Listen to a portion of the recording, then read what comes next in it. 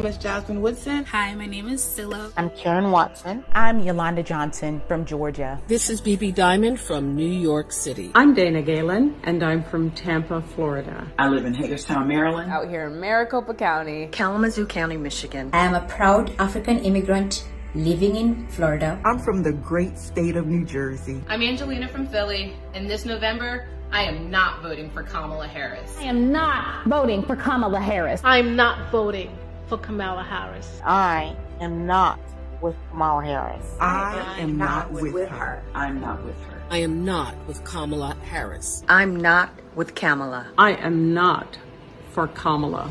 I am for Donald Trump. I am not with Kamala. I am not with her because she is not with me. I support President Trump and the economic policies our country experienced under his leadership as our 45th president. President Trump will support our law enforcement agencies and fund them appropriately. Donald Trump made me proud to be an American. I'm with Donald J. Trump. We need a leader who can make America great again. Trump puts Americans first, and he always will. We need Donald Trump. I and millions of other Black Americans will cast my vote for Donald J. Trump. I will proudly cast my vote for Donald J. Trump as our next president. Let's make America great again.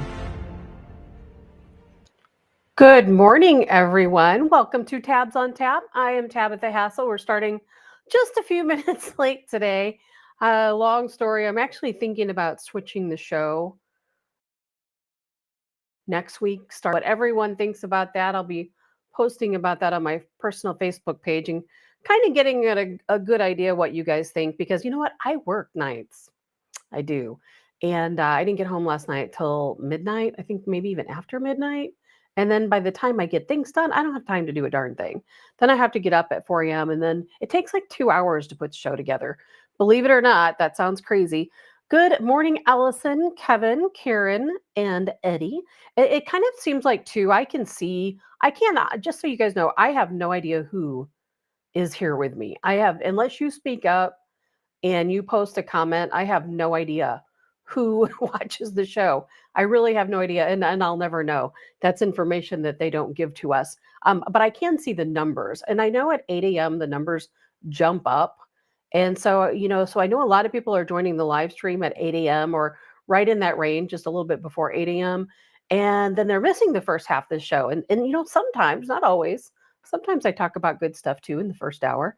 So I wanted to talk to you guys about that, see how any of you feel about me switching things around, going from 8 to 10 a.m. instead of 7 to 9 a.m. Good morning, Greg and Tammy and Jay and Dottie.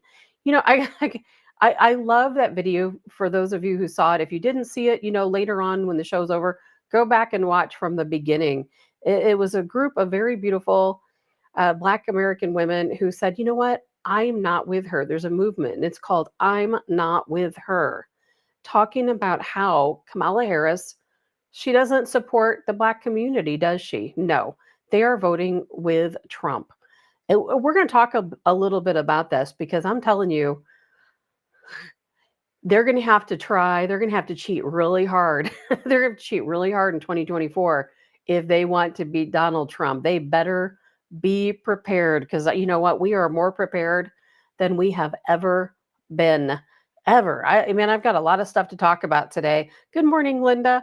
And I was running late today. Again, I didn't get in. I work nights. I own a security company. I work in the film industry. It's a long story. I don't talk a lot about my work because I have to sign NDAs for pretty much everything. So there's so little that I can say. But tomorrow, I got a big day tomorrow. Tomorrow, we are going to talk about my work. We're going to talk about the film industry in general, because I think that there's a lot that needs to be said. And, I'm at these different movie theaters. I'm, around the area, and there's so much that I talk to these people about, various theater managers. I'm not going to call any specific person out. And I really, quite honestly, don't have anything bad to say either way.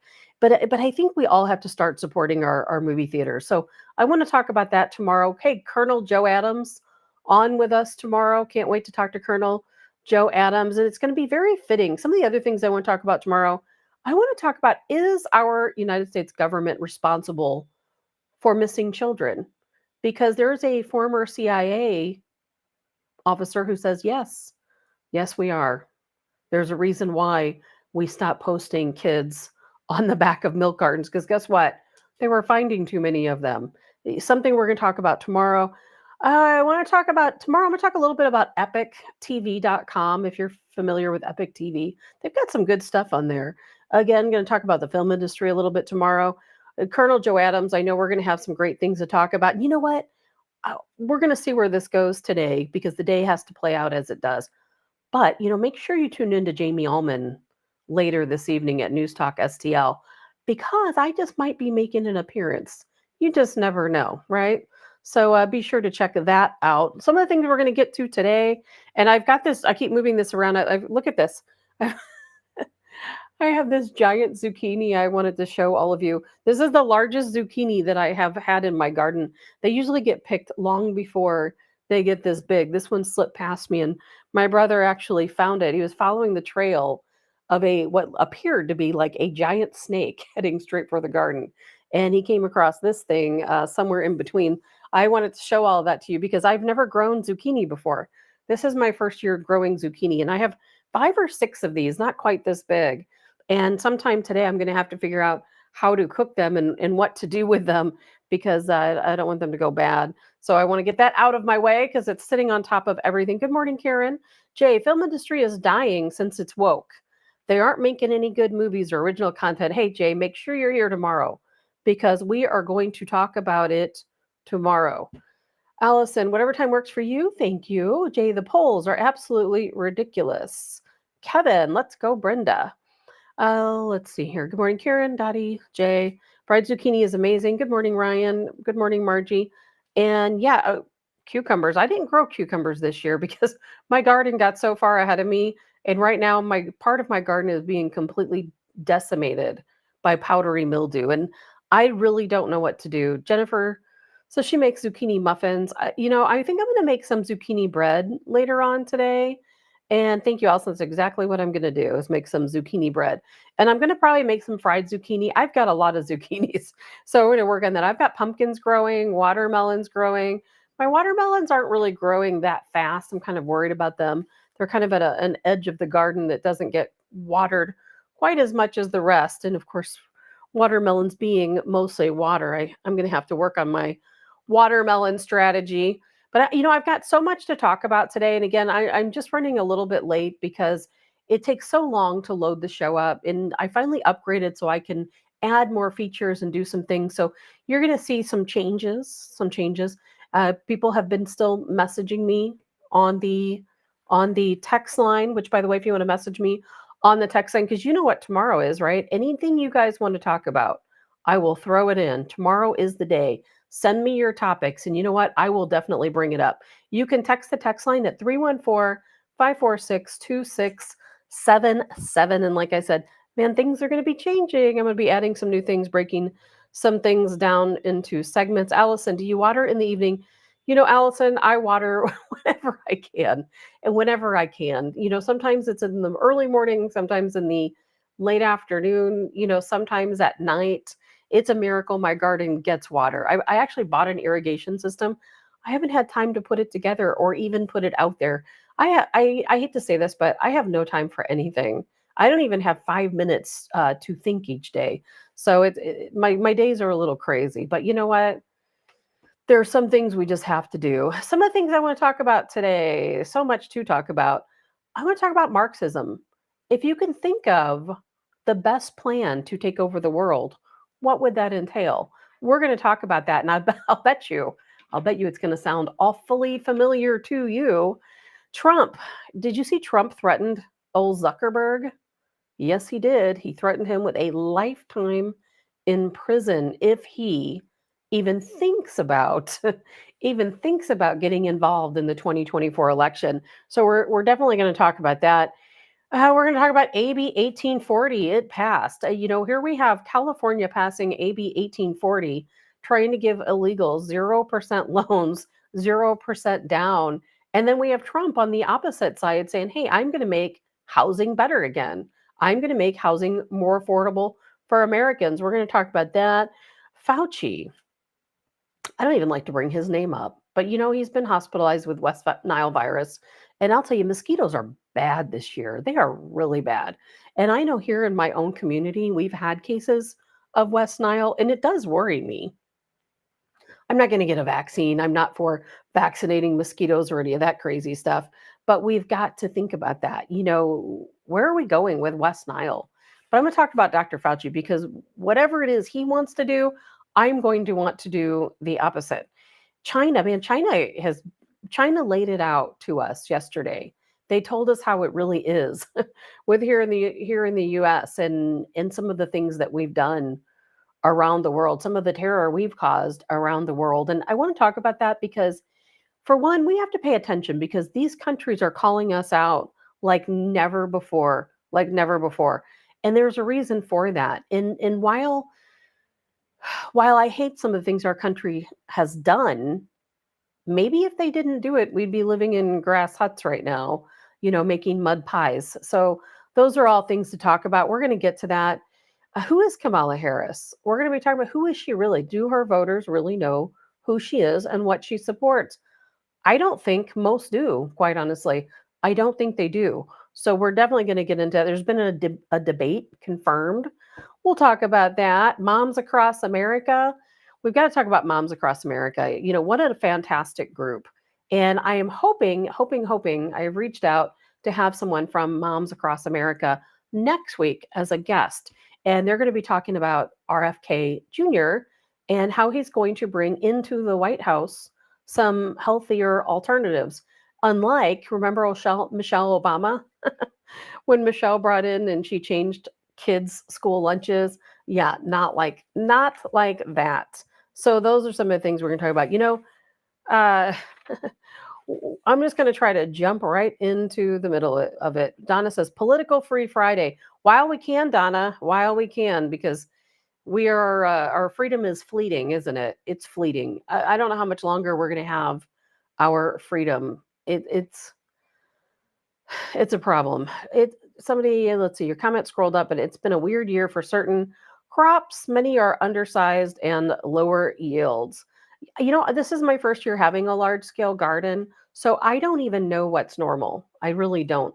And a lot of the mistakes I made in my garden were very severe. They were my own fault because I had everything out in my little greenhouse, and when we had a bad storm and the greenhouse kind of toppled over, it didn't fall over, but it knocked everything off the shelves and all of my tags got mixed up. So I had to repot everything, not knowing what it was. So when I planted my garden, it's kind of willy-nilly. There are things everywhere and I don't know what they are until they grow. So I have all these different tomatoes and I can't figure out what they are. Donna, tiny green peppers. I'm facing that, Donna, with the tiny green peppers. And I thought it was just me. None of my peppers grew to full size. My normally small miniature sized peppers that I was growing to make chili with, they're just miniature green peppers, purple peppers, yellow, orange. Well, they were so tiny. They're like the size of a quarter. I showed them to you guys a couple weeks ago. What would be a full size green pepper has gotten, I don't know, the size of what a normal miniature pepper would look like. I thought it was just me. I don't know. Jay says, school lunches are terrible. Can't even bring homemade snacks. Everything has to be store bought. Man, I know. Isn't that the truth? Marge M. Weird, 3 a.m. Our shift had a fire alarm outside. I chuckled about, watch for skeeters. Definitely watch. I just bought, and we're going to talk about that, but I just bought some of that DEET-free mosquito spray because I'm not spraying myself with DEET, but it does work. It's like a lemon and lime scent. You can buy it pretty much anywhere, and it really does work because you don't want to get West Nile. You don't. I know I don't. I have mosquitoes everywhere in my yard. It's crazy. So I don't even know where I want to start first because there is so much to talk about, You know what?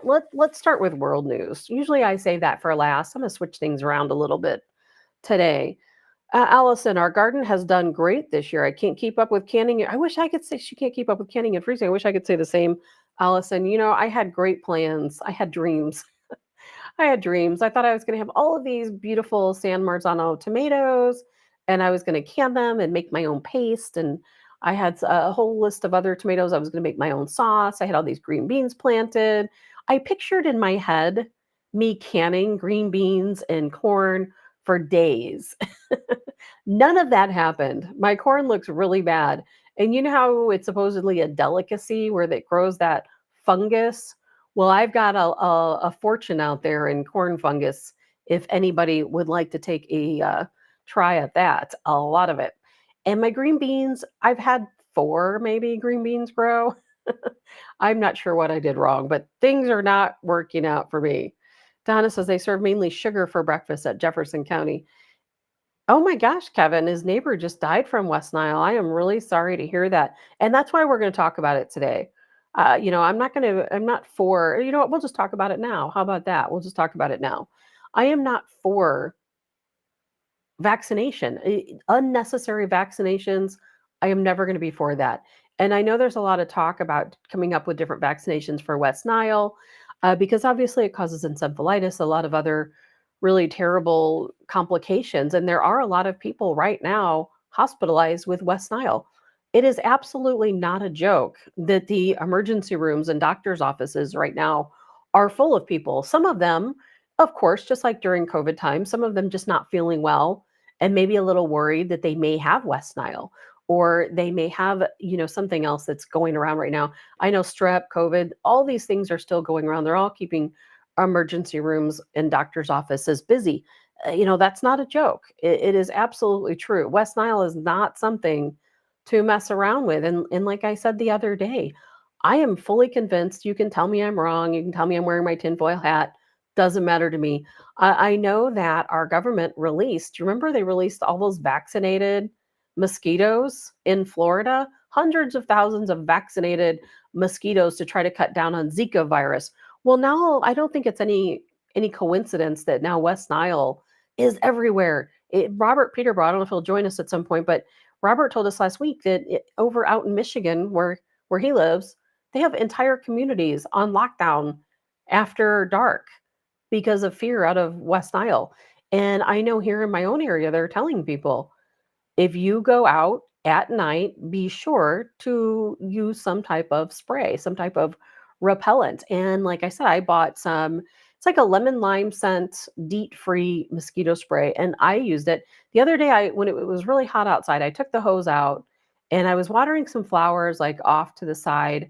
And I have chickens, as most of you know, and I don't want them to overheat. So I watered down the air, a little patch of ground out where they are, so they have a little place to play in the water. But anyway, I was using the hose and my legs were just covered in mosquitoes. And I know they have West Nile here in my own community. It's everywhere right now. I don't know if we can if we can get rid of it. Margie says coworkers talking about freezing in those situations. That is one thing that soon it's going to be cold. I don't know if I've ever thought about being happy about a deep freeze because it's going to kill all these darn mosquitoes. I have never seen so many mosquitoes ever in my lifetime as I have this summer. And maybe it's just here on my property, but there are mosquitoes everywhere, everywhere. However, if we start hearing about vaccines for West Nile, I'm not going to do it. I'm just not. And I'm not telling you not to. I'm not going to do it. Allison says Lyme disease. Where did that come from? Right. Where does any of it come from? You can't tell me that some of this is not, and I'm not going to say necessarily with intent. I'm not going to say necessarily that the government released all these, DNA modified mosquitoes into our country to create, a rise in West Nile right before the election, of course. I'm not going to say that, but I am going to say we have to stop messing with Mother Nature. We have to stop. We have to stop modifying the DNA of insects, birds, all these other ridiculous things we do. We have to stop messing with it. And there's a lot of talk out right now, a lot of talk. Jay says freezing is not true. Worst state for mosquitoes is Alaska. I did not know that, Jay. Did not know that. But anyway, I want to talk about Dr. Fauci because, I think we know what he told us, don't we? Oh, go get your vaccination. You'll be fine. If you get vaccinated, you have nothing to worry about. I want to play this for you because we have so much talk right now about monkeypox vaccines in schools. There are schools who are considering bringing back the pox vaccination. It used to be smallpox, now it's monkeypox, a mandatory immunization. Did I say evacuation? A mandatory immunization in schools for monkeypox. Man, do not listen to these people. Do not do it. Look straight out of the horse's mouth right here. When people are vaccinated, they can feel safe that they are not going to get infected. I got infected about 2 weeks ago. It was my third infection, and I had been vaccinated and boosted a total of 6 times. 6 times. Vaccinated and boosted 6 times. And guess what? He's had COVID, 3 or 4 times since then? Man, and I realize that maybe lesser symptoms. And for some people, maybe that makes all the difference in the world. Don't listen to this guy. Don't listen to people like this guy. When they start talking about what they need to do to combat West Nile and what they need to do to combat monkeypox, I'm not telling you not to get vaccinated. Do whatever is best for you. That's how I think about it. You, do what's best for you. However, do your research. Don't listen to fools like this. Make sure that you talk to the right people, you do your research, and then make an educated decision for you. Because I'll tell you, I don't trust any of it. As you guys know, if you know me, I don't trust any of it. And I hate it for Dr. Fauci. I hear that he's, not doing that well, has West Nile. West Nile can be, of course, very serious. But in the meantime, take care of yourselves out there. If you're out in the evening, even during the day, when I had those mosquitoes on me, it was during the day. Use that something that's DEET free. I'm sure all of you have some other type of remedy you might use. What do some people use? I guess they still have it. Avon, Skin So Soft. I know some people say that works. There's a lot of healthy alternatives out there. But whatever you do, please don't fog your yard. Please don't do that. Because when you fog your yard, it kills all of the insects that your birds eat. Your bees, it can certainly harm bees. Please don't fog your yard. And I'm not even going to get into the mosquito spraying trucks. Do you remember? I don't know about you guys, but as kids, those trucks would come around and they'd be spraying the streets and the neighborhoods, and we'd be riding our bikes like right behind them. No wonder all of us are having problems these days, breathing in all that mess. But we didn't know back then, did we? We did not know. So there's a lot going on in the world that I want to get to. And usually, again, I cover world news last, change things around a little bit, get to a little bit earlier today. There's a lot going on. There really is. I feel like all of a sudden, all of these world leaders, they're calling us out. And I think that there's a reason for that. I don't think it's happenstance that all of a sudden China, Russia, Iran, Brazil, Spain has made comments about the United States, Belarus coming out after the United States. I don't think any of it is coincidence. I don't. I think that they all are gathering together. We know all of these countries forming BRICS. Of course, Algeria just announced that they're going to be joining BRICS. I think they're making a run for us. And don't think if they thought they could get away with completely annihilating us, that they wouldn't do it. If Russia, China, North Korea, if any of these countries thought that they could completely wipe us off the map without us retaliating back, if they could get to us before we could hit that button ourselves, they would do it. They would absolutely do it. They would do it right now. They would press that button. We'd be gone. Why? Because they don't like us, and with good reason. With good reason. And I'm going to play a video in a minute, out of China, and I'll tell you, it's in subtitles, so you're going to have to listen very carefully to hear what they're saying. But it will really hit home with you because we talk so often about the United States being the world police. We're in the middle of everything, and all of these secret missions we have. There's so much still that we as Americans don't know. And I hope tomorrow to talk to Colonel Joe Adams about that. I'm sure he's so involved and knows so many things. And I know he can't reveal all of this information to us, but we Americans, we're very naive. We don't know everything that our government gets involved in, but I can guarantee you the world leaders of other countries, they know. We're going to talk in a little bit about Pavel Durov, which we've talked about many times here from Telegram. And now Russia is calling the United States out and say, we were behind it because we cannot risk alienating more Americans right before an election, that we put it in the hands of France to make that arrest. Belarus made a statement. They said, the President Lukashenko of Belarus, he said, the United States, he said their era of Western domination is over.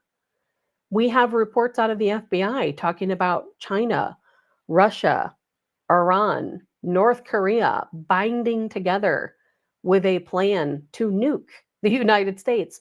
And allegedly, our government is making preparation that could actually happen at some point. I don't expect it to happen unless, again, they could somehow find a way to push that button and eliminate our ability to push the button. Then maybe, and look where we're heading, Ukraine.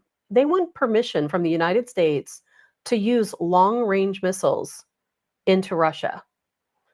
I mean, they clearly want a war. Remember that video I played the other day on Tuesday with Trump saying, we're heading into World War III with everything right now that's going on with Russia. We are supplying Ukraine with these weapons. I showed you guys a video of a Ukrainian drone, an American-made Ukrainian drone being flown into an occupied high-rise in Russia. Have you seen that on the news? I bet you haven't, have you? Because our media is censored. You're not going to see that on the news. Unless maybe you go out and look at world news. Russia, Russia, one of Russia's military experts, I'm really bad at pronouncing names. Medvedchuk, he said Zelensky signed a death sentence for Ukraine by invading Russia. Right now, as we speak, Ukrainian troops, NATO troops, still in Russia, still killing and attacking Russian citizens, civilians. You can go on Telegram again, which is why they want to get rid of Telegram, because you can go, you can see the footage, you can see it for yourself. You don't have to listen to me. It's happening. And to make matters worse, let's just keep poking the bear. Now, the European Union, back when Russia first announced its special military operation into Ukraine, which was really, in my opinion, a liberation. You can disagree with me if you want, but that was a liberation of Russian citizens, Russian-speaking citizens who were taken over a long time ago, by Ukraine, and they were living in that eastern region, and they were being treated horrifically by Ukraine. And as a matter of fact, Ukraine trying to outlaw and ban Christianity right now as we speak. There's a lot going on over there. And during that special military operation, the European Union, they seized Russian assets. So all across Russia, all across Europe, Russia has assets just like any other country does in foreign banks. And so the European Union seized that money. Well, they made a decision, I think it was yesterday, to start paying that money to Ukraine. They're paying that money to Ukraine. And I can bet you anything that Putin is probably not very happy about billions of dollars of Russian money going to Ukraine to support these these incursions into Russia, invasions into Russia, killing their citizens. So feel how you want about Russia. What's going on right now, all it's doing, I of course don't support what's happening in Ukraine. I don't. As far as us giving money to Ukraine, giving weapons to Ukraine, giving financial aid to Ukraine, I don't support it at all. However, I feel we're all pawns. I say that all the time. We're all pawns. Russian citizens, pawns. Ukrainian citizens, pawns. Israelis, Palestinians, Yemenis, Libyans, Lebanese, Americans, French. We're all pawns in the game of war. All of us are. We're all pawns in the game of war. But the game of war isn't going to end anytime soon. And you know what? I'm going to play this little video here for you. It's a short clip, just a little over a minute. And China knows what's going on. And I think it's interesting how they're choosing now to make the statement. It's a pretty powerful statement. Listen very closely. Again, it's being translated. The China-Russia relationship is built on the basis of non-alignment, non-confrontation, and non-targeting at any third party. It is a factor conducive to world peace and stability, which is no cause for concern. What is truly concerning is the destructive role the U.S. has played to peace and stability in the world. The U.S. is the #1 warmonger in the world. The U.S. was not at war for only 16 years throughout its 240-plus years of history. The U.S. accounted for about 80% of all post-World War II armed conflicts. The U.S. is also the #1 violator of sovereignty and interferer in the internal affairs of other countries. According to reports, since the end of World War II, the U.S. has sought to subvert more than 50 foreign governments, grossly interfered in elections in at least 30 countries, and attempted assassination on over 50 foreign leaders. The U.S. is also the #1 source of antagonism on bloc confrontation. The U.S.-led NATO is responsible for wars on Afghanistan, Iraq, and Syria that killed more than 900,000 and created 37 million refugees. It has also made the Eurasia continent a less stable place. The impact of U.S.-initiated Quad and AUKUS on Asia-Pacific security also calls for vigilance. As long as U.S. hegemonism and belligerence still exists, the rest of the world will hardly get the peace it deserves. Those are some pretty serious allegations. Donna says, we would have been speaking Japanese if it wasn't for the war. Mary, we need Trump. He has common sense. We certainly do need common sense right now, don't we? Think about this. Okay, this is what China is accusing us. China is accusing us. That, of course, was a Chinese foreign minister. The United States has sought to overthrow more than 50 foreign governments. That we have blatantly interfered in the elections of at least 30 countries. We have attempted to assassinate more than 50 foreign leaders. And they, even RFK, do you know he is claiming right now that the CIA rigged the elections also in 30 countries? He agreed. And he believes that the election in 2020 was also rigged. Jay says this is also Chinese propaganda, as does not tell the whole story.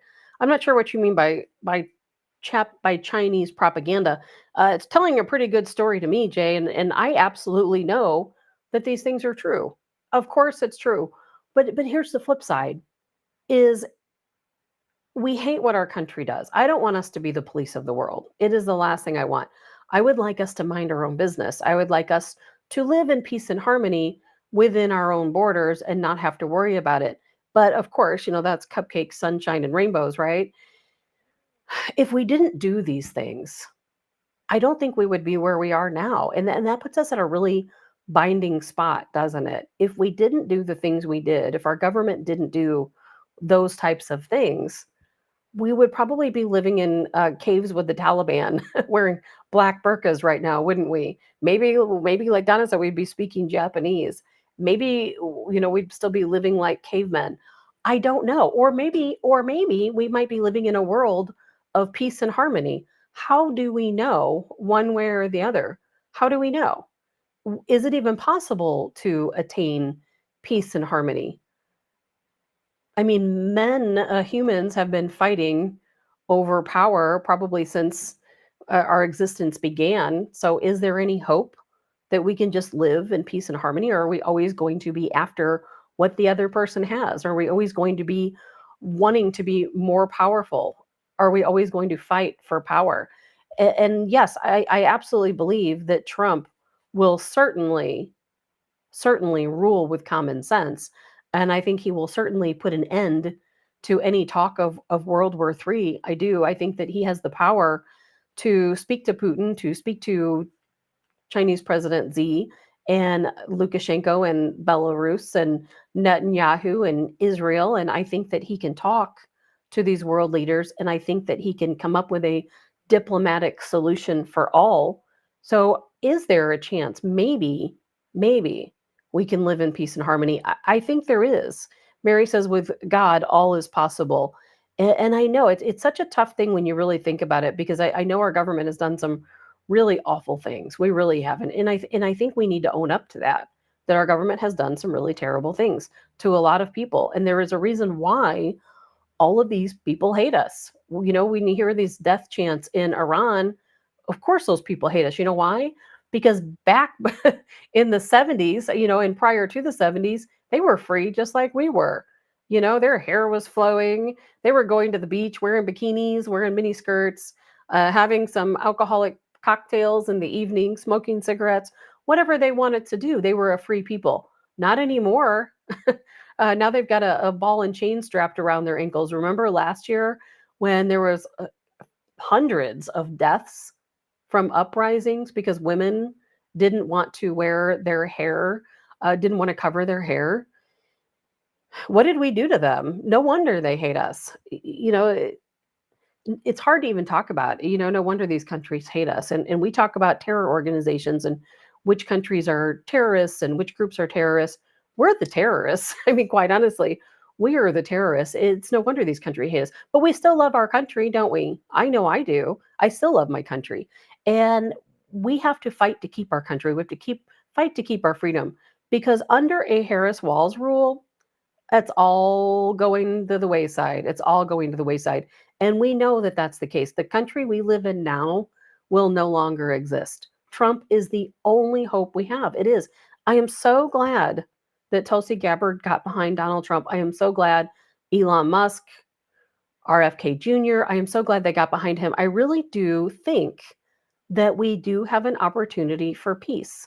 I really do think it. I can be very cynical about things, but I really do think under a Trump presidency that we can see peace. He was already working to establish peace in the Middle East, and he really, I remember people talking about it, being biblical. He was really creating miracles across the Middle East, and it can happen again. Allison says, look into the Confucius classrooms here in our schools that are funded and ran by the CCP. Oh my gosh, I know it's crazy to even think that's happening. Jay, Trump showed us what 4 years of peace looked like. Yes, he did. Yes, he did. And I think that we can defend our country, we can love our country, but we can also acknowledge the atrocities that our prior administrations are responsible for. And we also can say that, hey, we Americans, we are doing our best to make change. We're trying to get the Democrat regime out. And yes, there have been Republicans who have ran under the Republican name, George Bush, and also wreaked havoc across the world. Absolutely so. But we are doing what we can to make change. And I think we can.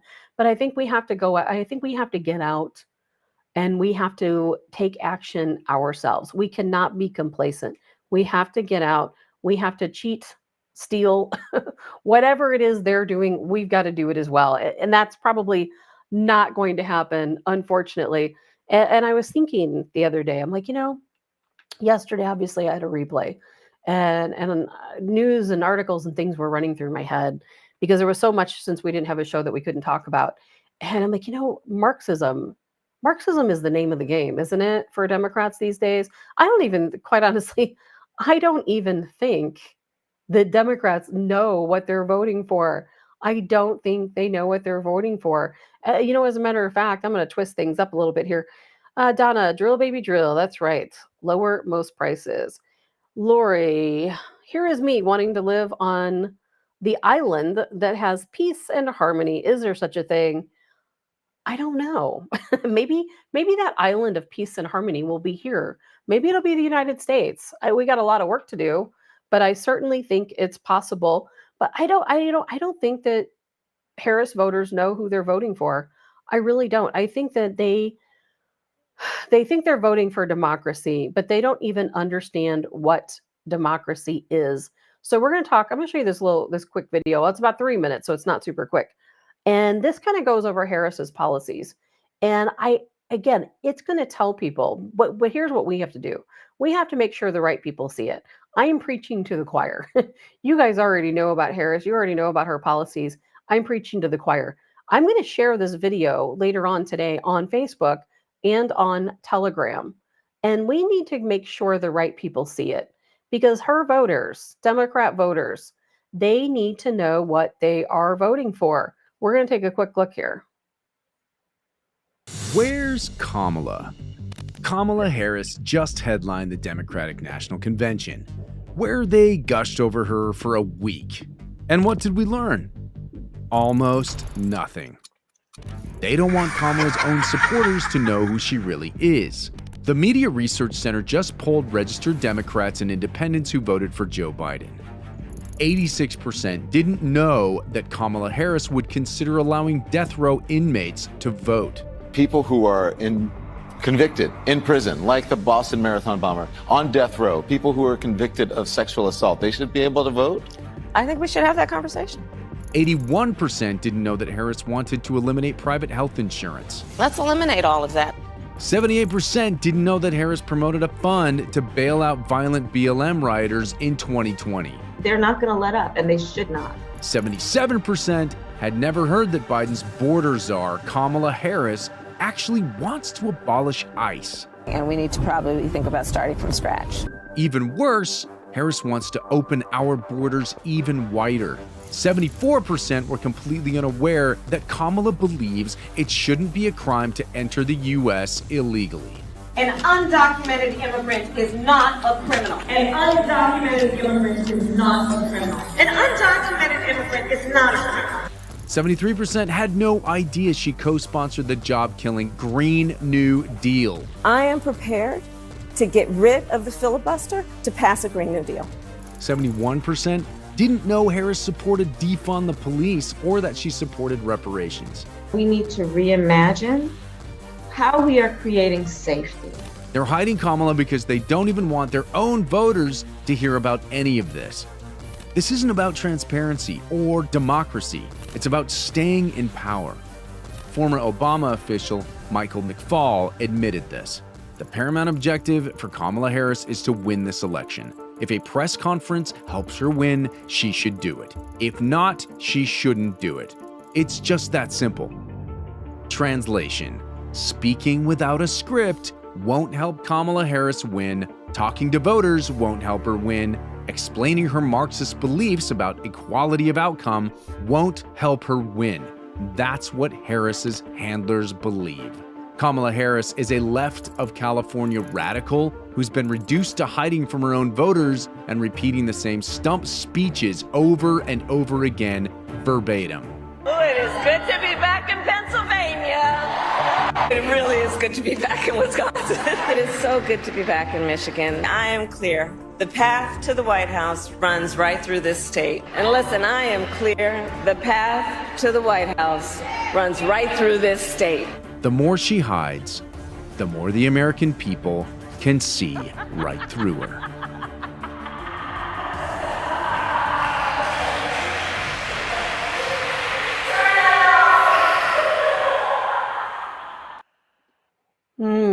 That cackle. Oh, I can't even. It's like nails to a chalkboard, isn't it? The people who need to see this video, they're not with us right now watching this show. They're not here. They are probably not people, maybe people on your Facebook page, maybe people on your social media, but they're definitely not here. But we still have an opportunity to reach those people. Again, I'm going to share that video to that video, by the way, is made by Turning Point. I'm going to share that to my Telegram page. I'm going to share it to X. I'm going to share it to my Facebook page, and do your thing. You share it too, and try to reach out to someone, even if 5 people see it. You know, they might not believe it. They might just see it, think it's a bunch of propaganda, but we have to do our part to make sure Democrats know what they are voting for. And I see a turn. I don't know if you guys do. I see a huge turn in the Democrat vote. I really do. I don't say that lightly. I see Democrats thinking really hard about policy. And, you know, it's always identity politics. It's always, oh, I want to vote for a woman, or I want to vote for a person of color. I see people actually thinking, because you know why? Because they see it affects them at home. It affects their everyday life. You know, we all have to buy groceries. We all have to pay mortgages or rent. We all pay insurance. We all hopefully work and provide for our families and try to live a good and positive life. And I see that coming to a very quick end under a Harris-Walz regime. I really do. And I think that we can right all of the wrongs that we've done as a country by getting them out of office. And I say regime because it is a regime. It is no different, absolutely no different than some of the regimes in other countries that you hear on the news where they've staged coup. They staged a coup in 2020. They absolutely did. That was a coup. A lot of people don't want to call it that, but it absolutely was a coup because they came together, they formulated a plan, and they made sure that Donald Trump did not win. And don't think that they're going to change any of that in 2024. Don't. Because you know why? Because they worked long and hard to get to where they are. And think about that. Trump got his foot in the door. 4 years, we had peace, just like somebody said on the comment line. 4 years, we had peace. 4 years, we had common sense policies. 4 years, we became a better country. And in 4 years out of their 30-year agenda. And it made me start thinking again, as I was saying yesterday, if you really wanted to take over a country, if you really wanted to dominate, how do you do it? What is your 30-year plan, right? The 30-year plan, of course, that would be manipulating the media, taking control of the media. Even the media that you think is on your side, in the back, you've got control over all of the media.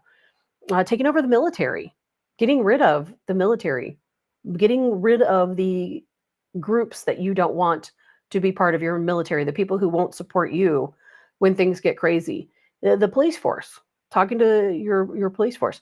If you see police officers who support your opponents, get rid of them, right? Build a police force that is going to protect and instill the laws you make, correct? I mean, we can go down a long road with this and the things that we would do, but you know what? That's exactly what Marxism is.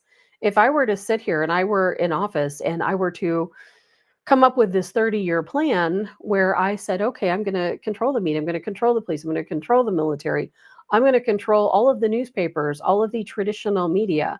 I am going to censor my people so that they cannot speak out the truth. You know what that is? That's called Marxism. And that is what the 30-year plan is. It's Marxism. It doesn't matter. That's why I don't support Project 2025. Because believe it or not, I know a lot of you like Project 2025. Project 2025 is almost like kind of going the opposite direction with the Marxism. I don't want Marxism on either side. I want us to be right down the middle. This is a country for all. Our troops, our American troops, they fought for all Americans, not just us conservatives or our folks on the right. Yes, we do need to pull far right to get us back into balance, but I don't want Marxism on any side. And we have to be very careful with that. But I came across, me and my videos, I love playing videos. I came across this because I thought, man, this is exactly how they did it. It is exactly how they did it. It is the game plan. And you know what? They've been working at it for a long time and they are not easily going to give up. And yes, Google's right in the middle of it. Google has been all over the news lately. Have you noticed that? Because they are right in the thick of things. Watch this video clip here. It's pretty short. And you'll see they've been working on this for a long, long time. After the failure of the street revolutions in the 1960s, the rebels began entering academia. They obtained degrees, became scholars, professors, government officials, and journalists, and entered the mainstream of society to carry out the long march through the institutions. The United States, since the 1960s, has been like a patient with an affliction who cannot identify the cause. Para-Marxist ideas have seeped deep into American society and have been metastasizing. Among the many revolutionary theories and strategies that have been put forward, the Cloward-Piven strategy, proposed by two sociologists from Columbia University, became among the most well-known, and it has been tested with some degree of success. The core concept of the strategy is to use the public welfare system to force the government to collapse. You can see more of that on Epic TV. That's why I was talking to you guys about Epic TV earlier, epictv.com, EPOCH. They've got some fantastic videos. You can see more on Marxism there and a lot of other really great topics. So I'm going to be sharing that as well later on. it's a wealth of knowledge, seriously, at epictv.com. So check that out. But it's a 30-year plan, isn't it? Bring us down, control the lower classes, control the middle class. You know, obviously they want right now, what do we have? Maybe 2% of people at the very top of the rung. They want to create a bigger gap. And that's what COVID did. They push everything down, take out the middle class, everybody's lower class, and then decrease the folks up at the top. They're pushing everybody down. I don't know how we can fight it, but they're not going to give up easy. They are definitely not going to give up easy. And we have to do every single thing we can to make sure we end the cycle. To me, that's what it's about. It's about ending the cycle. And that's why I was so happy when Trump won in 2016, because I thought, finally, you know, I saw him as a foot in the door. We've got that foot in the door to get this regime out. And I knew that it would be very difficult to continue on after those 4 years. I mean, and we know, we say 4 years, but what did he spend those entire 4 years doing? I mean, Trump spent 4 years defending himself, didn't he? You know, fighting them off. They tried how many different types of coup attempts during those 4 years? And they're going to do it again in 2024. There's no doubt about it. Even if we come out in full force, and we'll have to, if we want to win this thing, we have to come out in full force. It is the only way to beat the machine. It is the only way. Donna says people are forgetting all this that we're going through has happened on Biden. Yes. You know, I just saw somebody the other day post the dumbest thing I've seen in a long time. And they were talking about housing prices. And they're like, oh, the interest rates were so low before Trump came into office. He was just riding the wave. And then because of his policies, housing prices went up. And poor Biden, he got stuck with Trump's policies and the consequences of Trump policies. I'm like, okay, this is why Democrats don't get it. It is exactly why they don't get it, because they're listening to ridiculous left stream media. That's why they don't get it. They're never going to get it, but we've got to try to get it into their heads and teach them what in the world is going on. You know, and just like I said, controlling the military, controlling the school board, infiltrating all of these different professions. That's how they've gotten as far as they have. They've been working on it a long time. They're not going to give it up very easily. And I was kind of surprised to read an article yesterday about the National Guard. I shouldn't say I'm surprised. I shouldn't say I'm surprised at all.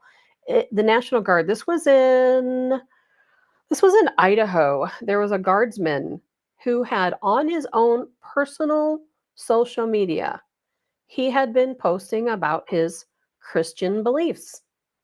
And guess what happened? They relieved him of his command. The National Guard relieved him of his command. Somebody he served with reported him, and they said they felt uncomfortable because he was on his own social media talking about Christianity. You know, that's where we're going right now. They are trying to control the military and the police. They've already taken over everything else, haven't they? They've taken over all of our big organizations. And I hate to say they've taken over the FBI at the top. You know, we still have some great FBI agents on the ground. They've taken over the FBI. They took over all of our intelligence agencies. Of course, they certainly have taken over the CIA. They're ran by the CIA. And they've taken over the school boards. They are trying to take over the police departments, trying to take over the military. What's going to happen when they fully complete their mission? Then what? I don't even want to think about what's going to happen. We're all going to be in a lot of trouble. That's what's going to happen. Things we've got to think about. You know, and you guys have talked. You guys know I've talked several times about Pavel Durov, of course, the founder, CEO of Telegram. When we started talking about it, you guys probably didn't. Some people probably didn't know who he was. All over the news now, because it's a really big deal. It's a really big deal what is happening right now in censorship. And is it true, like Russia said, that we, the United States, were responsible for Durov's arrest? I don't know if that's true.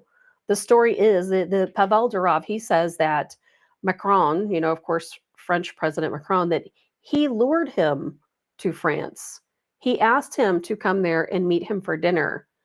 And instead of Macron being at the airport, it was French police, Paris police, and they arrested Durov. I believe it to be true. You know why? Because when you're looking for the truth, always go back to the very first very first accounts, the very first story, the very first news articles, because immediately, as soon as I heard that Durov had been arrested, what we learned immediately after, before anything started getting spun, is that he's a billionaire. He lives in the United Arab Emirates. He took a private plane to Paris for dinner.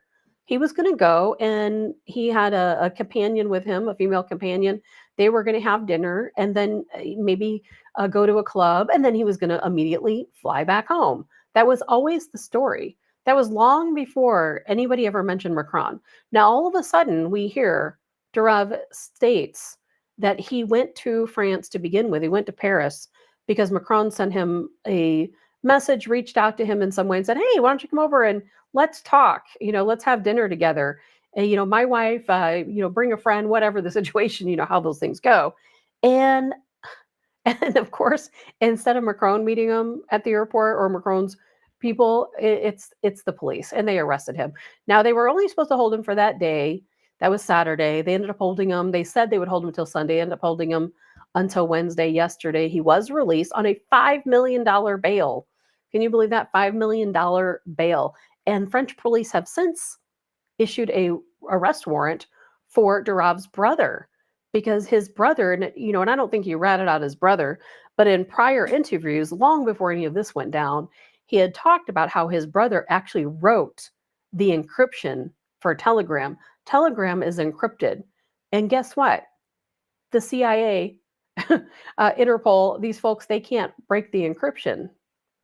Because you know why? Because Durov's brother wrote the encryption. He allegedly has 2 PhDs in different types of math and programming, and he wrote the encryption himself.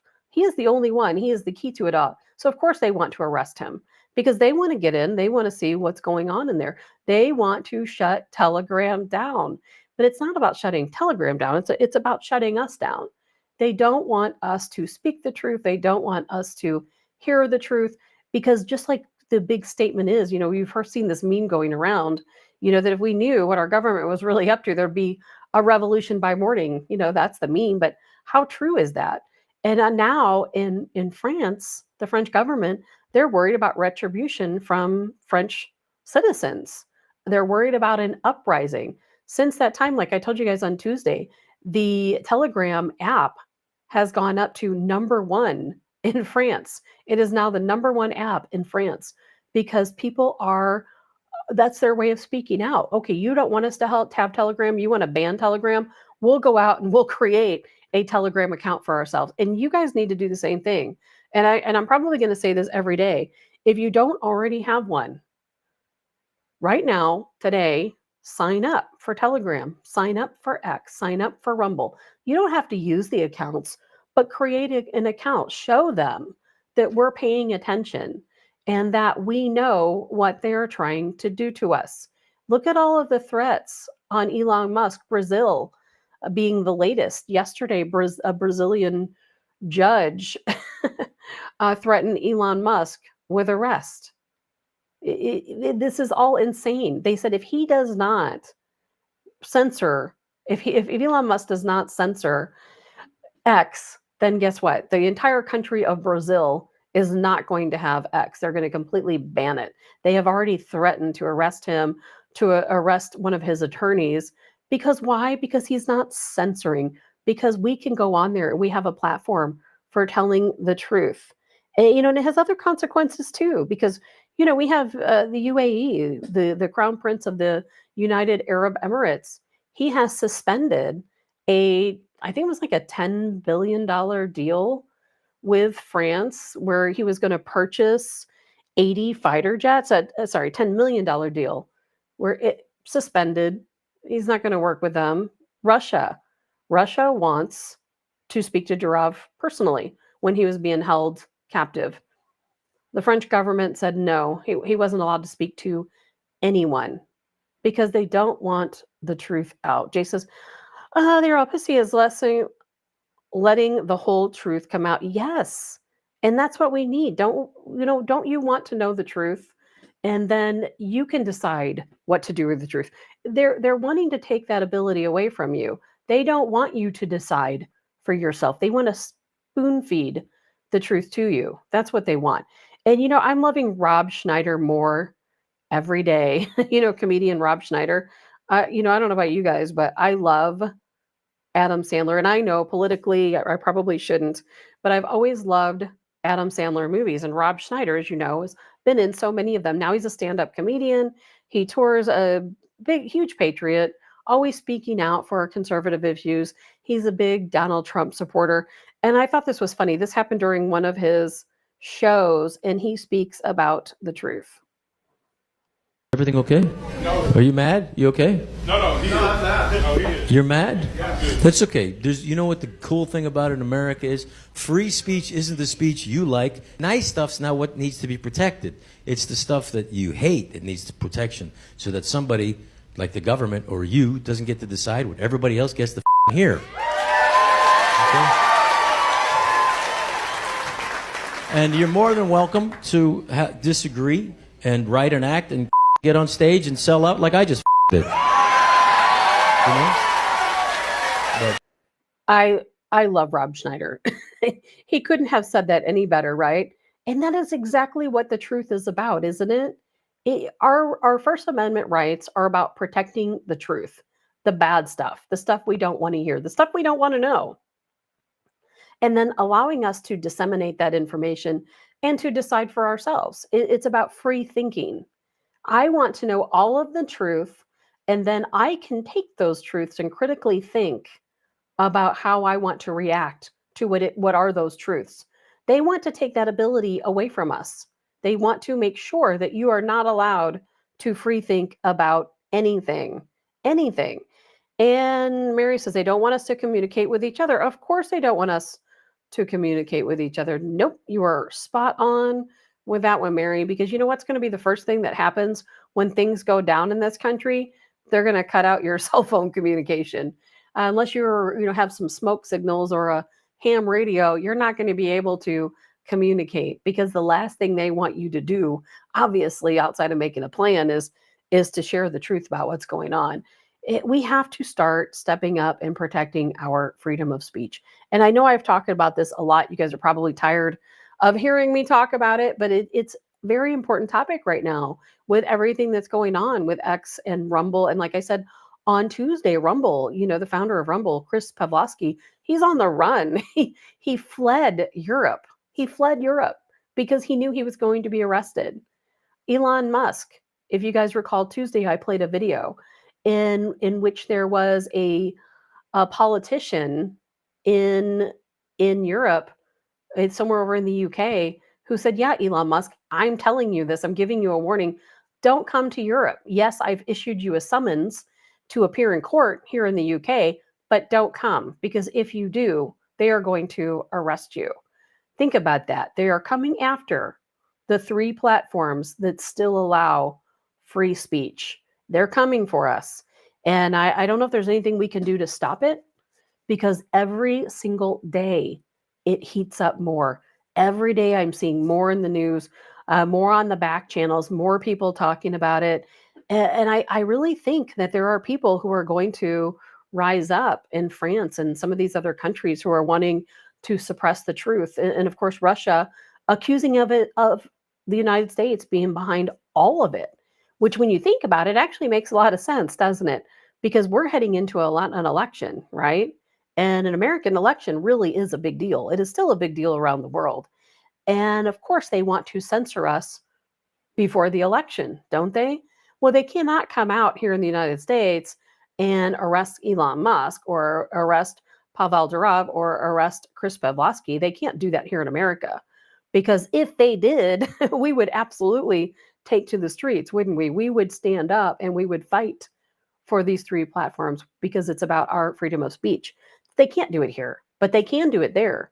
They can shut down Telegram and X and Rumble. They can do all of that without ever stepping foot here in the United States, or even bringing the United States into it.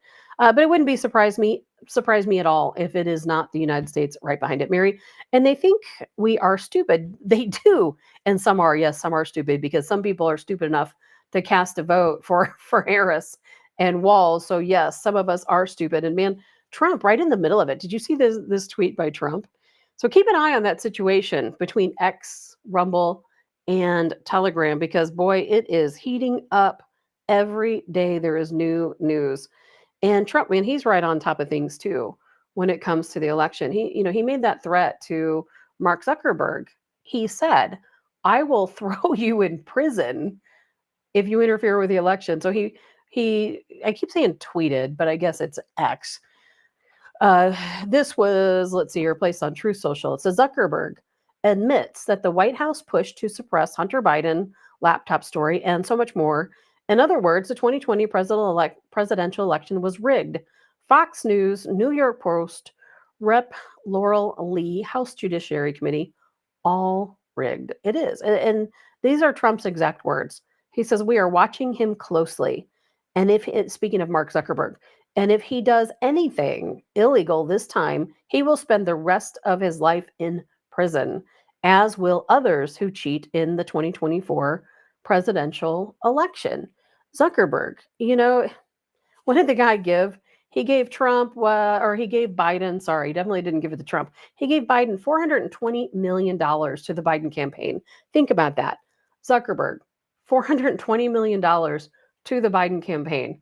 This is somebody who runs a social media platform. Meta, what do they have? Instagram. I think are they over TikTok? I'm not sure about TikTok. I don't use TikTok or Instagram really. And of course over Facebook. That's election interference. Why hasn't he been charged? And that goes to show, why aren't they trying to shut down Facebook or Instagram like they're trying to shut down Telegram, Rumble, and X? Why? Because bought and paid for. Meta has been bought and paid for. But I do see things turning around with Zuckerberg.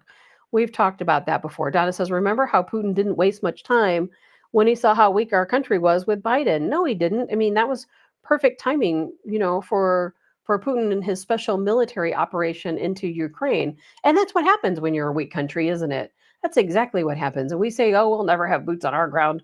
Nobody's ever going to invade us. Well, they don't have to.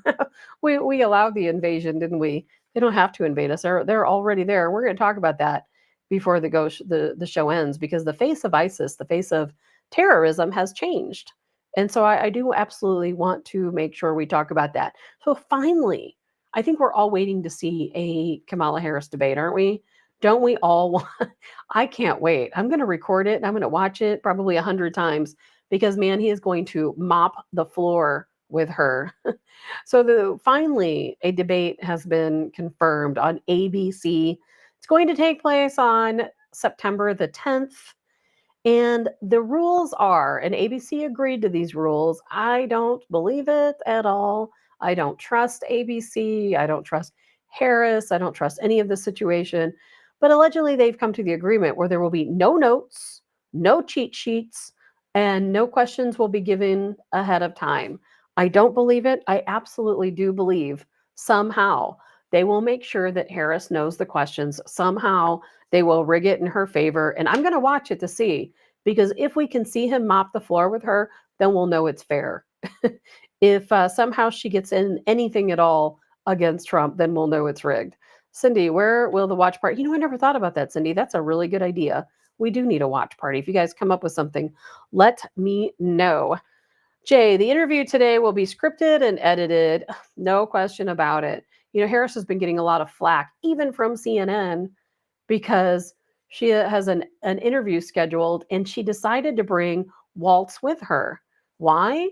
Even CNN called her out and they said she has to bring Waltz so she doesn't have to field any questions, so that he can take up a good portion of the time that is allotted for her. And I have no question we will definitely be talking about that. And Jay, 50-50, Harris gets out of the debate. I'm with you, Jay, 50-50. She's definitely going to try. She's a terrible debater. She really is. I don't care if you like her or if you like her policies. She is not good at public speaking. She's not good at debating. Mary Jessie Waters said she wanted a second debate. Is she 59 or 79? That's funny. But this is how Kamala Harris talks to people. You guys have got to see this because it's so funny.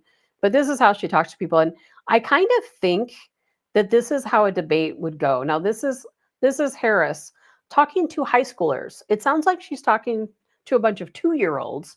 Can you imagine her being a president and every State of the Union speech would go like this? She would be talking to us like we're 1 year old.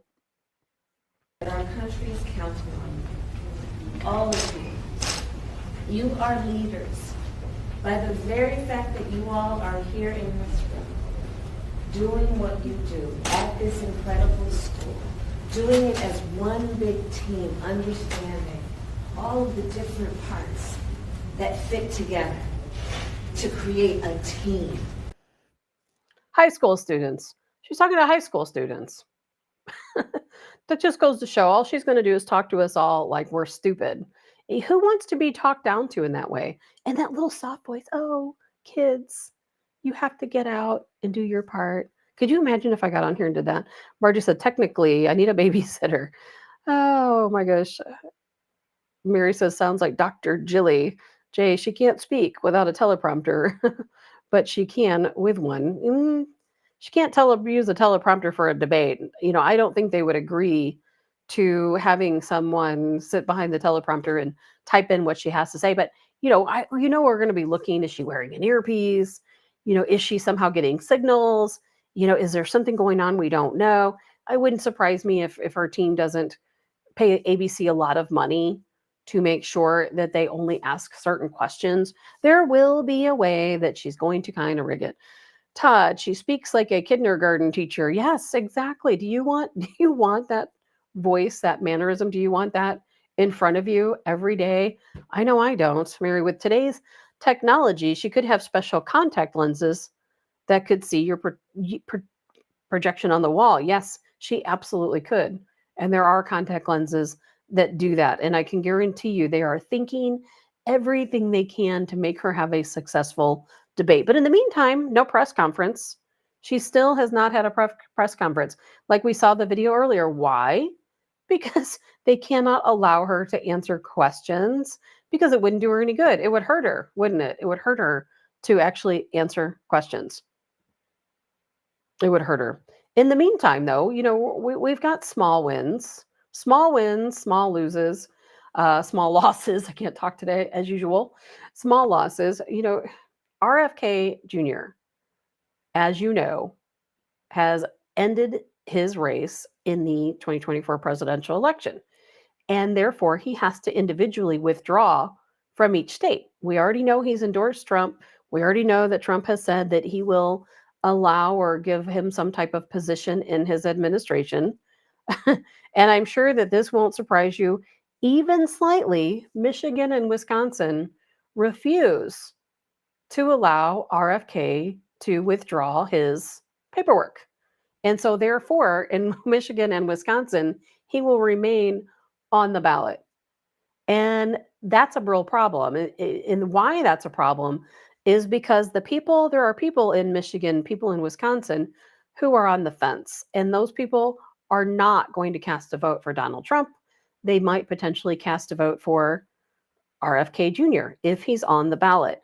Hopefully, he has done enough work, done enough good to sway people and let people know, hey, yes, I'm still on the ballot in these 2 states, but if you support me, make that vote for Donald Trump. Cross me off the ballot, make that vote for Donald Trump.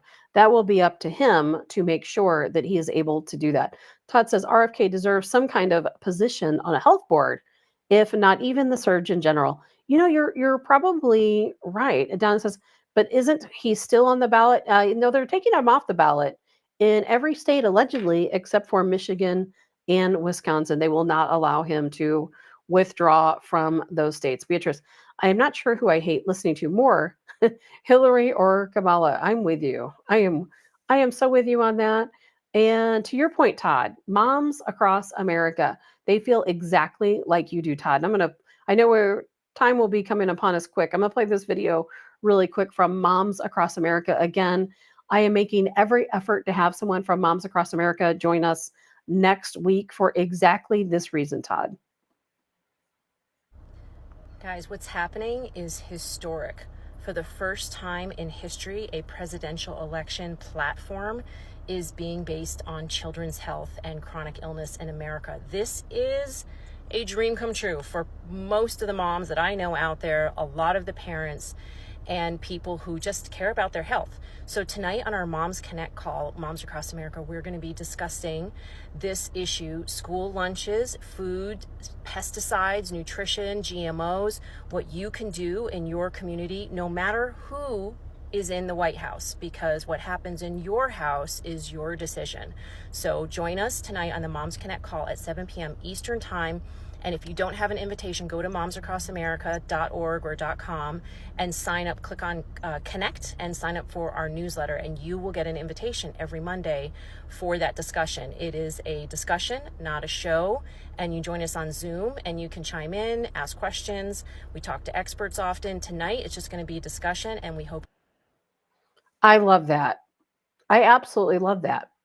And yes, Todd, I absolutely do agree with you that he needs to have some type of position. I don't know about it. I don't know about Surgeon General, maybe, but he needs to have some type of position where he can create a better plan for nutrition. And of course, he would be fantastic when it comes to talking about vaccines, vaccine injury, that type of thing. We absolutely need him in that aspect in this administration.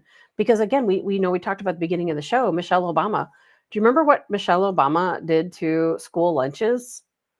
Which I realized some school lunches were kind of out of hand with milkshakes and cookies and sodas and all of these things that kids probably don't need. But then she replaced them, remember? Where kids were getting the school lunch. I remember on an old show that I had showing the photos of how the lunches changed from before and after Michelle Obama remade the school lunch program.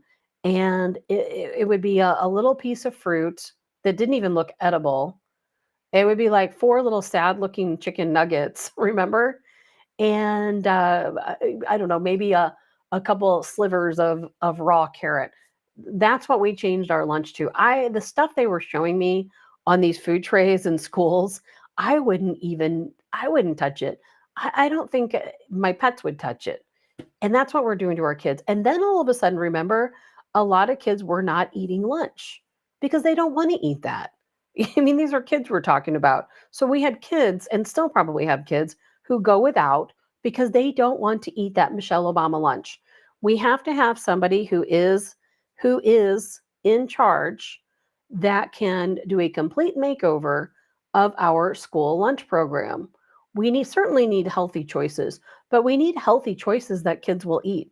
We need more food on the tray, not less. I mean, it was so despicable. I wish I would have had one of those photos today. Donna says, they have corn dogs and pizza once a week out here. Good. Give them something good, once a week. Poor kids.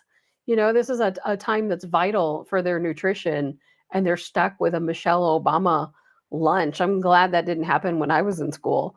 Man, can you imagine coming into your 4 little sad chicken nuggets and your carrot sticks and your little apple that looks like it's Frankenfood? No. So we need RFK to revamp the entire school lunch program. I hope he does that.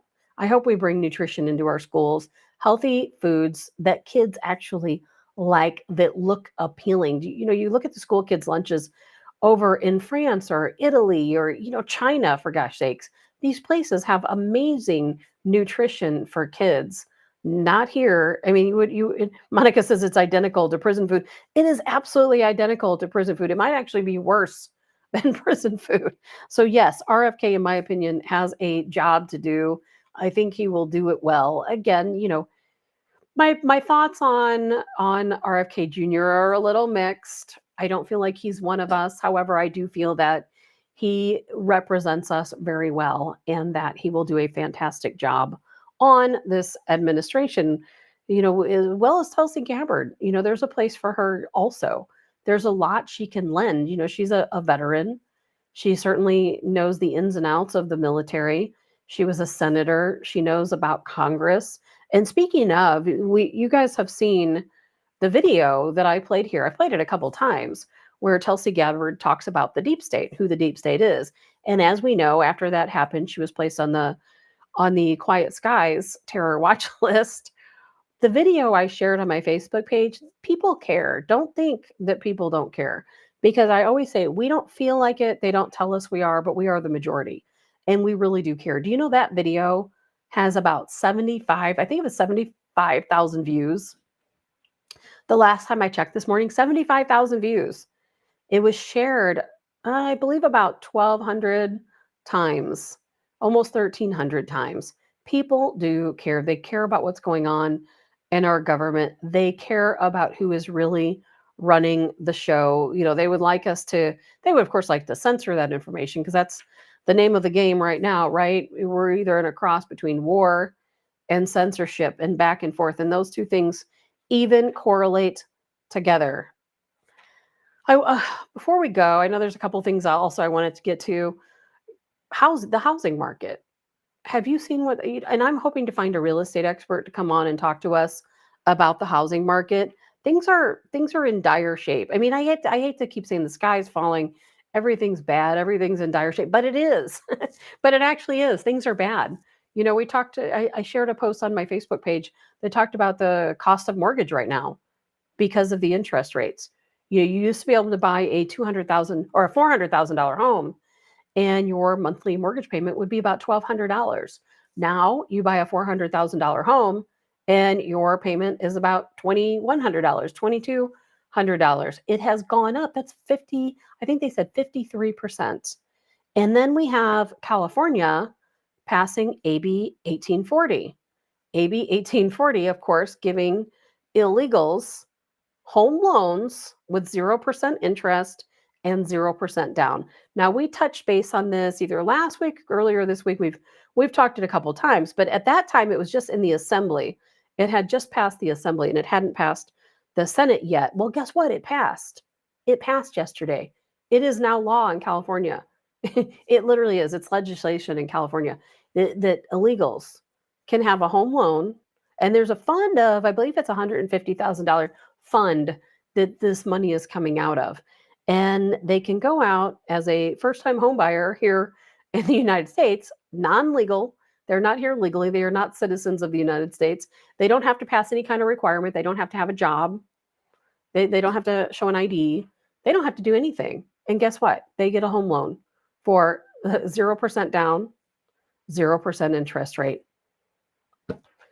Kevin says insurance is going through the roof. Insurance prices are through the roof. And, you know, in getting more so every day.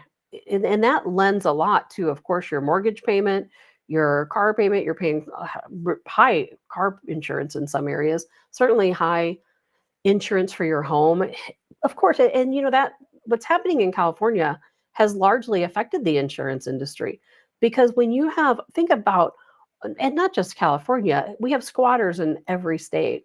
But in California, they know that these insurance companies they know these illegals are coming into the homes. And oftentimes they're not taking care of it. Just like squatters in different parts of the country. They're moving into your home. They're tearing up the walls. They're tearing the wiring out. As a matter of fact, I know this because we have squatters in one of our rental houses that we can't get out. And that's something I'm going to be working on a little bit later today after the show. It's really hard. When people come in, it's hard to get them out. The laws are not for you. They are for the squatter, or they're for the illegal. And insurance rates are going through the roof because of all the damages that are taking place. And I don't think that's going to end anytime soon. You know, I watched a video yesterday about commercial real estate, too long to show here, about commercial real estate. It was actually on that epictv.com if you want to take a look at it. And they talked about commercial real estate and about the crash that's coming, because, you know, things never recovered after COVID. Tomorrow, as a matter of fact, when we talk tomorrow about the movie industry, we're going to segue that into talking about how the difference between prior to COVID versus post-COVID, and some markets that really never were able to get back on track. And the commercial real estate market, and Kevin, you know, you've been in commercial real estate. Kevin says, I don't know how Californians do it. It's just like they're trying to push everybody out. I know. I don't get it either. And that's why we're going to talk tomorrow a little bit about some of these things tomorrow also. I don't know how Californians are. I would lose my mind if I lived in California. Mary, still don't know how they could buy a home in California. You know, really, I don't either, because I don't know where these little homes are going to be, even though they're getting 0% down and 0% interest. I really don't. I don't get it. Kevin says, I sent you a text via California insurance rates. It's unsustainable. Yes, it is absolutely unsustainable. No question about it. Margie, I squat in my own home. We all feel that way sometimes, don't we? So those are some of the things too. We're going to get into a little bit more tomorrow, but the commercial real estate has definitely not recovered since COVID. It has not. Because during that time, remember, all of these corporations, they sent everyone home. And people were working from home. They weren't coming into the office, yet these companies still were responsible for lease payments, sometimes very substantial lease payments. A lot of these companies never went back because they thought, okay, well, we're working from home, we're saving money, we're going to cancel our lease, let our lease expire, pay it out till it does, and then we're just going to continue the plan that we're on. There's no reason to bring people back. And therefore, now you can go to a lot of office buildings and all of the offices are empty. There's no one there. No one there. There's no one to lease these office buildings to. You know, I think it was Michigan where they said that 60% of the businesses in Michigan aren't hiring at all. People are not opening new businesses.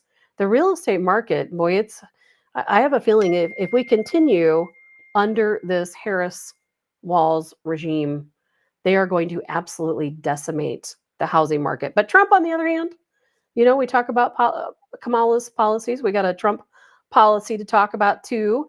And Trump says, hey, guess what? I am going to make housing affordable again. Let's take a look at this. We should be doing everything we can to make it more affordable to buy a home. A just-released housing index reveals just how rough the market is, especially for first-time home buyers. It showed home prices for the nation's top 20 metro areas rose 5.4% from June of last year to June of this year, a record jump for that month. The average home buyer needs to make over $110,000 to afford the average home. Home buyers only needed to make $76,000 back in 2020. Mortgage rates are now at their highest level in 21 years. 86% of U.S. renters would like to buy, but they can't. That really speaks to a lot of pessimism here about the American dream, how it feels like it's out of reach. Home ownership remains the ticket to wealth generation. So this is just widening the gap between the haves and the have-nots. She stands there and says on day one, she's going to tackle the housing affordability crisis in our country. But day one for Kamala was 3.5 years ago. What the hell have you been doing for all that time?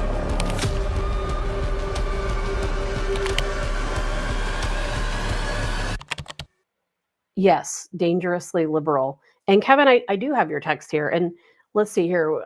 Breaking news. Allstate to increase home insurance rates for California customers by an average of 34.1%. Yes, absolutely. The rate hike, which will take effect from November, will impact about 350,000 policyholders.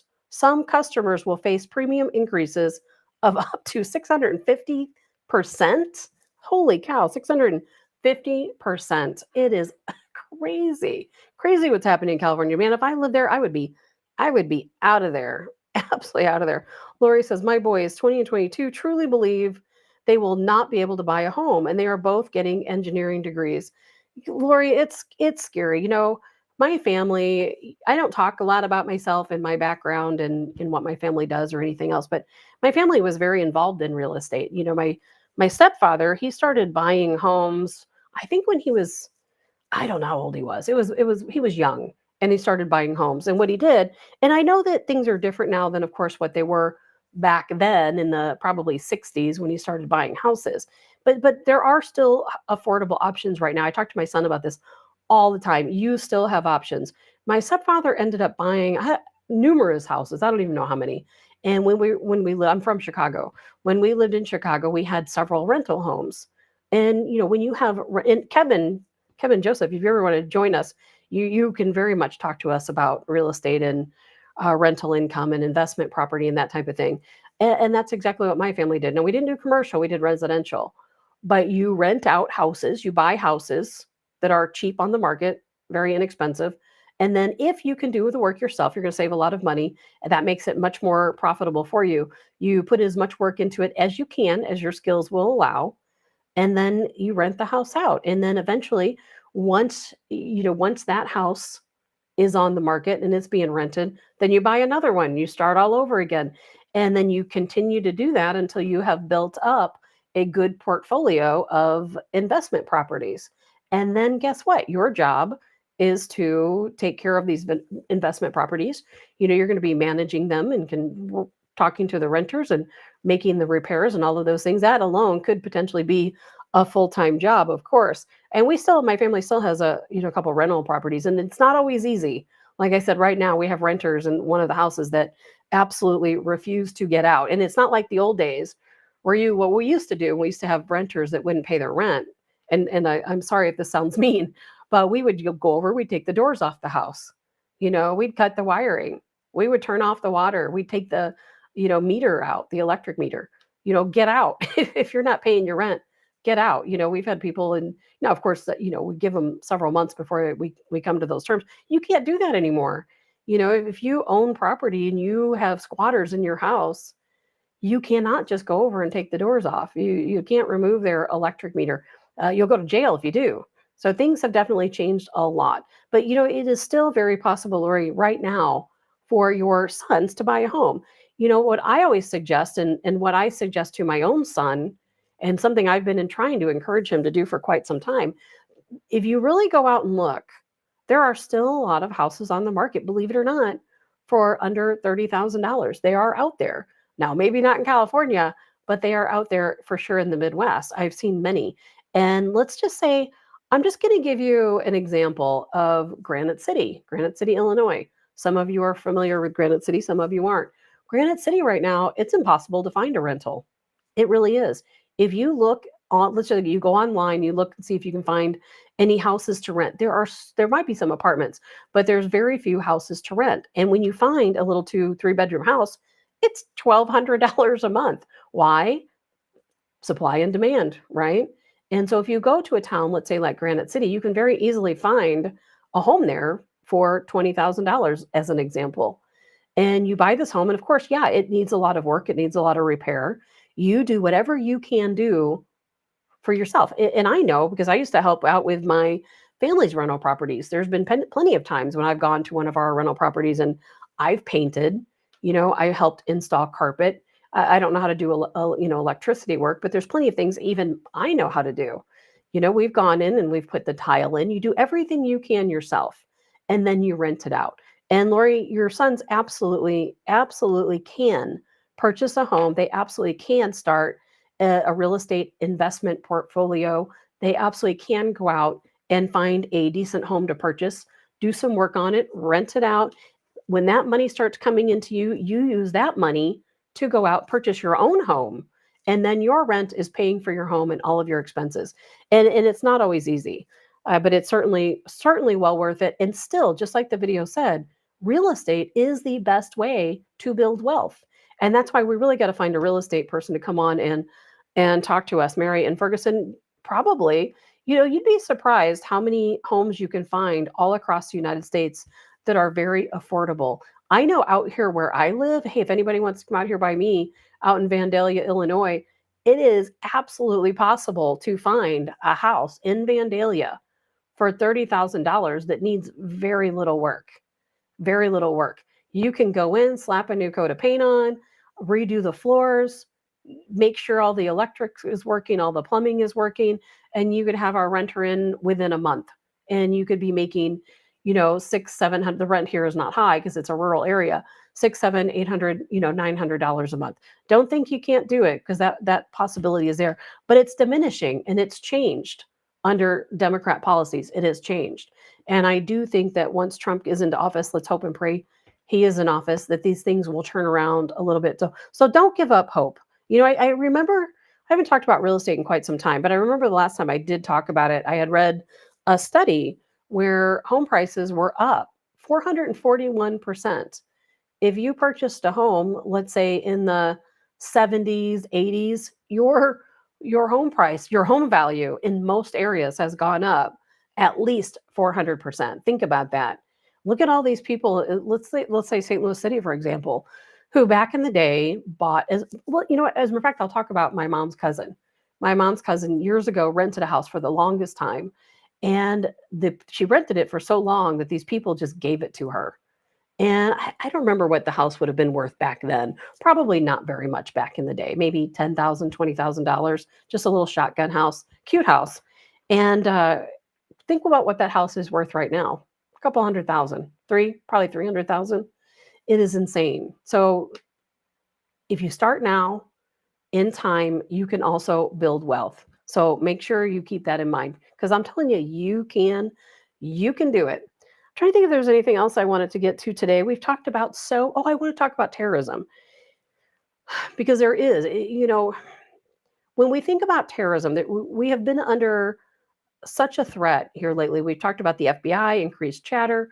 There have been several terror attacks claimed by ISIS over the past few days.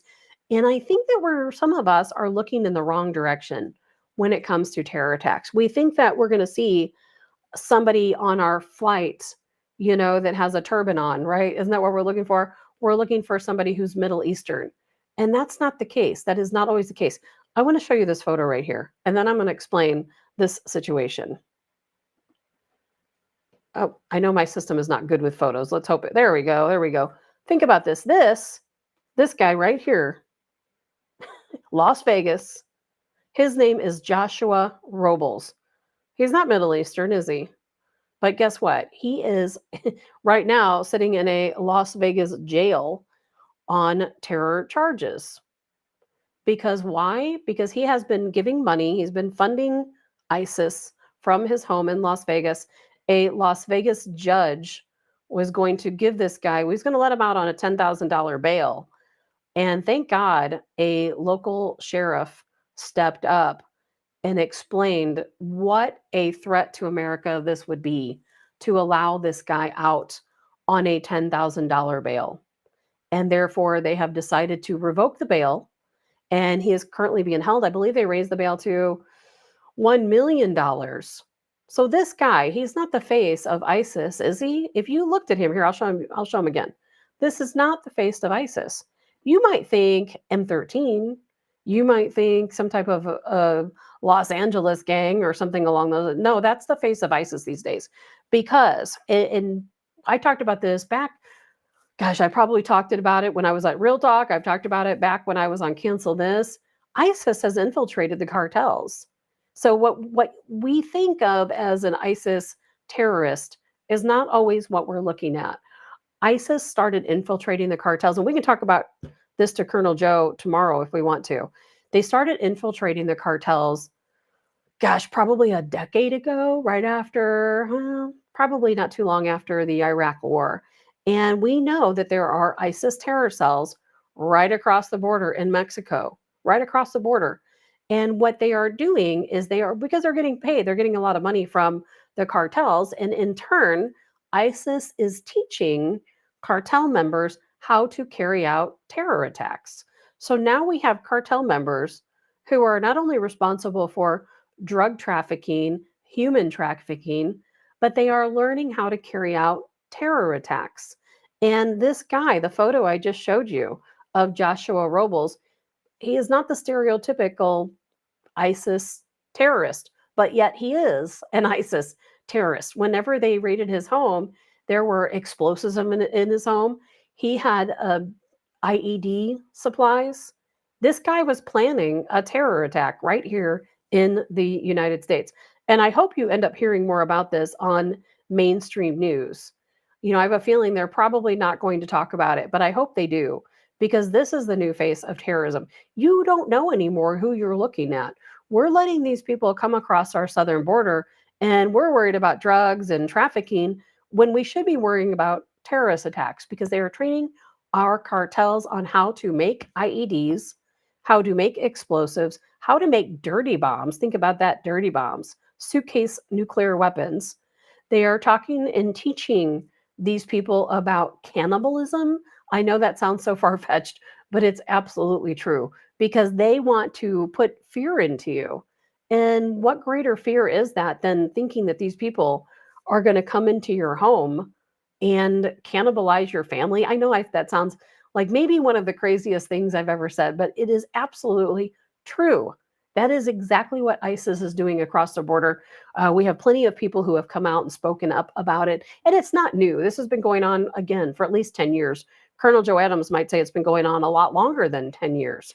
But we absolutely do have ISIS cells right across the border of Mexico. And some of those folks coming across that border, they may not look Middle Eastern, they aren't Middle Eastern, but they are absolutely capable of planning a terrorist attack right here in our own country. So, I always say, keep your head on the swivel. We've got to start looking around and expanding what you think is going on, what you think, think outside of the box. Who is really our threat? Mary says, ask Joe about it. I will, Mary. I will make a note to make sure that I do ask Joe about that, because it's important that we talk about. And I started thinking about that this morning. I wasn't originally going to include that on today's show, but people have been posting online about the Venezuelan gangs in Aurora, Colorado, how they have taken over apartment buildings and wreaking havoc all across Colorado. And we've talked about that here on the show. No need to get into it again. I thought, we've got a lot to worry about, right here in our own homes. It is time where, if you're not prepared yet, you need to be prepared. Don't wait until it's too late. Don't wait until they're at your doorstep. It is time to prepare right now. And we are definitely going to be talking about that tomorrow with Colonel Joe Adams, because I don't walk around my house. I probably shouldn't tell you this. I don't walk around my house with a gun on my hip. I don't, because I feel safe in my own home. But what happens when we no longer feel safe in our own home? When people are coming in, we have home invasions taking place in different areas of the country with these Venezuelan gangs. What happens when it's you and it's your home? You don't expect that to happen. I can guarantee you, all of the current victims, they didn't expect that to happen, but yet it did. And for many of them, it was too late. I haven't heard a lot about homicides or shootings or too much of that, but they're coming in. I've heard of some sexual assaults and certainly burglaries and that type of thing, holding people, hostage. Open your eyes, keep your head on a swivel, be prepared. Don't let it happen to you. But we are going to talk to Colonel Joe Adams about that tomorrow. Allison says, join the Washington Guard. Yes, absolutely join the Washington Guard. Safety in numbers. Well, that's about it for today. Thank you all for joining me. And I'm going to apologize for being so tired. Like I said, I had to work last night. I didn't expect to be there. I worked yesterday morning. Then I worked all afternoon. Then I had to work again at night. And I was up until, I didn't get home till a little after midnight. So it is a tough day for me, but we will get through it. Tomorrow, Friday, it'll be Fun Friday. Tomorrow, speaking of, again, I want to remind everyone, if you weren't here at the beginning of the show, make sure you listen to Jamie Allman's show later on News Talk STL, because, he might just have a special guest. We'll see. We're going to work on that plan. If not today, then another day soon. Tomorrow, Colonel Joe Adams joining us. A lot to talk about. I'm going to talk tomorrow about the film industry. I want to talk a lot about what happened pre-COVID versus after COVID, how things have changed, how our lives have changed, how our communities have changed. Lots to get into tomorrow. If there's anything you want to talk about, text it to me. 314-546-2677. We'll cover any topic you want to get into. Tomorrow is all about you. So hope you guys all have a great day. I wish I could say I'm getting ready to go take a nap, but I'm not. I'm actually going to close out here and get back to work. But I do hope you guys all have a great day. Thank you for hanging in with me today, despite my tiredness. And I will see all of you tomorrow. I'm Tabitha with Tabs on Tap. Have a great day, everyone.